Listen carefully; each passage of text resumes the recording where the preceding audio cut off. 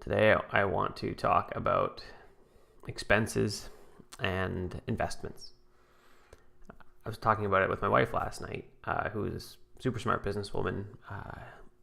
She ran a six-figure sales floor for years.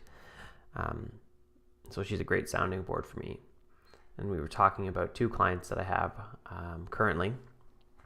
And they're both paying exactly the same amount, like literally like $9,000 each for the same very similar types of work. We're setting them up on WooCommerce. We're doing some content restriction around membership stuff, and we're setting up some emails. That's the real short synopsis of it.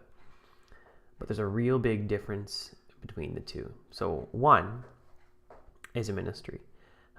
They provide, or they reach out to try and help people. We'll say life coaching, as we try to keep it mostly anonymous. And when I told them the pricing for what they wanted, there was like bug eyes. They're like, whoa, this is that's way more. And they said straight up that that's 3 times what we expected this to cost. And they decided to go sit down, talk together, talk with their other volunteers, and figure out if this was really what they wanted to do. Is this really what's going to help push their business up to the next level? And they came back with the answer, yes, and we're working on it right now. And they have been great to work with, end to end. They are consistently saying, even like, I'm sorry for asking you all these questions, even though you're supposed to ask me questions, right? That's why you're hiring me. And they're recognizing that I'm an expert, and that they're valuing my input at every turn. They're really coming to me for my input and my expert status.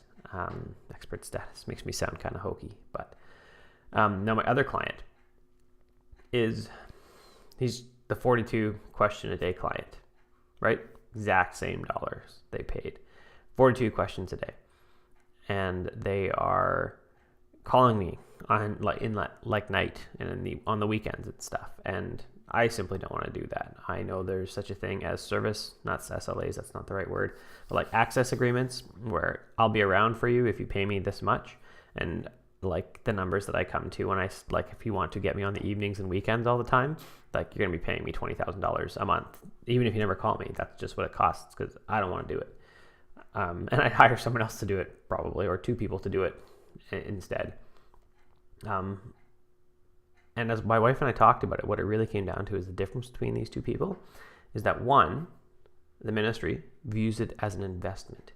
It was significantly more than they really expected to spend. And so they had to sit down and weigh their time, weigh the expense, and decide if this was going to help kick their business kind of up to the next level, or their ministry up to the next level, so they can reach more people.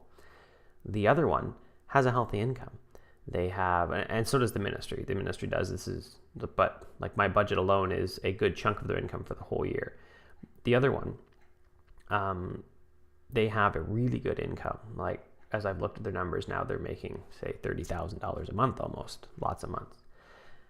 And this is my fault too, but at the beginning, even in the estimate stage, it was always, well, can we do less? Can we do less to get this, get down to this $9,000 pricing? I think we started at like $15,000 for what they wanted to do. And I have no problems with cutting things so that we can fit your budget. But it was always about doing less and fitting. And I guess looking back, getting the impression this was an expense, something they had to do for their business, not something that was going to really ratchet their business up to the next level.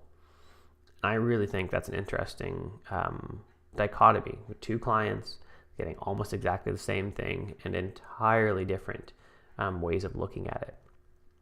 I was listening to the Art of Value podcast yesterday with Cliff Ravenscraft, the podcast Answer Man. He was the guest, and they were talking on there about pricing for what you want to sell, and who you want to sell to. And I wonder, and so his is like, he sells his courses and they're expensive. You can get lots of people that will tell you how to podcast for, say, $39, and his are $100, right? His coaching sessions and his group coaching stuff is like a couple grand. And you can find lots of people who'll do it for less, for, say, $1,000.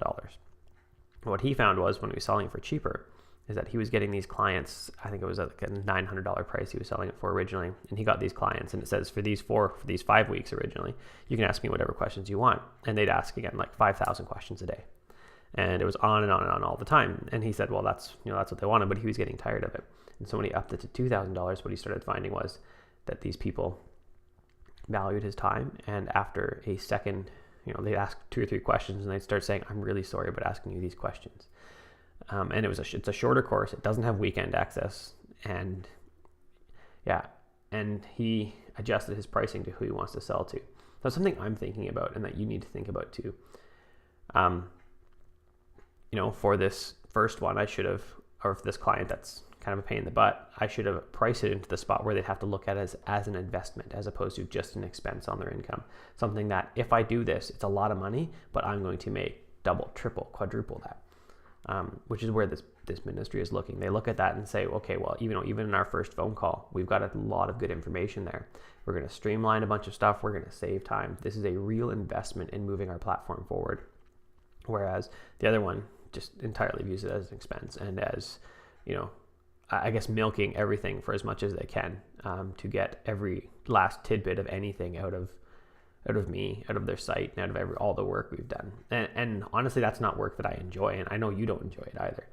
That's not work that you want to keep doing, and I'm having a tough time this week. I kind of feel meh, is what I've been saying, because I don't vary in, like, I'm not, fly off the handle and really depressed, but I feel meh all week, just kind of not engaged. And part of that is this consistent drain from that other client calling me on weekends, and I don't answer the phone, but calling me on weekends. And, I wake up and there's 52 emails from them. Not quite 52, but there's a million emails from them. Or that's even more than 52. There's lots of emails from them. And that's a consistent drain just on me, which affects my family, which affects what I can give all around to everyone. And so when you're pricing and when you're dealing with clients, make sure that you're dealing with clients that view it as an investment, not as an expense. And make sure that you even vary your pricing so that those that would see it as an expense at a lower value look at it at this higher value and say, okay, this has to be an investment for us to even be worth it.